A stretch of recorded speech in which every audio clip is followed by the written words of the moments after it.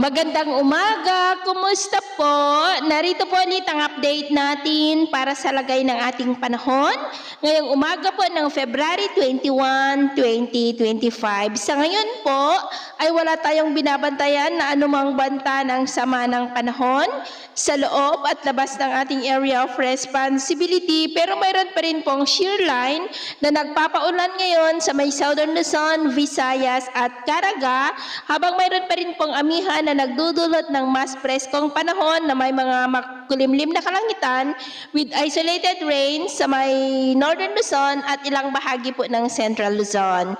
At sa atin pong long range forecast, consistent pa rin naman po na walang bagyo na namamataan, natatawid po sa ating kalupaan hanggang sa matapos ang buwan na ito, pero consistent rin na may namamataan na isang sirkulasyon na maaring mabuo sa silangan ng ating bansa sa unang mga araw ng susunod na buwan, at ang development po niya ng ating babantayan. At sa lagay po ng ating panahon, ngayong madaling araw ay may mga isolated rain sa ilang bahagi ng northern part ng Isabela, ilang bahagi ng silangan ng Luzon, Calabarzon, malaking bahagi ng Bicol Region, Mimaropa, Samar Provinces, Leyte, Bohol, Cebu, Northern Negros, Aklan, Capiz, Caraga, at ilang bahagi po ng Zamboanga. At mamaya ay sisikat po ang araw sa malaking bahagi ng Northern Luzon, Central Luzon at Mindanao, pero may tsansa pa rin ng cloudy skies with isolated rain sa may Calabarzon, Bicol Region, Mimaropa,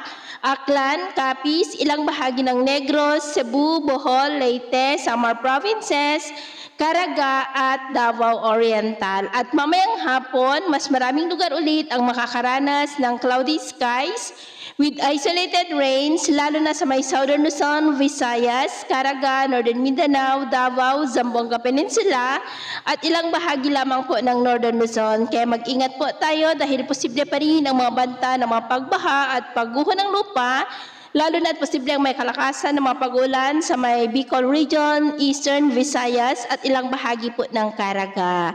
At sa atin naman pong mga baybayin, maalon po ngayon sa silangang baybayin ng ating bansa na ang mga alon dyan ay posible po na aabot hanggang sa 1.8 to 3.5 meters height. Kaya hanggat maaari po ay iwasan na muna natin ang papalaot dyan sa mga may kulay pula para po mas makaiwas sa mga sakunang pangkaragatan. So ito po ang latest update natin sa araw na ito. Ako po muli si James na nagsasabing sa kahit anong pagsubok po na darating sa ating buhay, huwag na huwag po tayong mawawalan ng pag-asa. Thank you and God bless.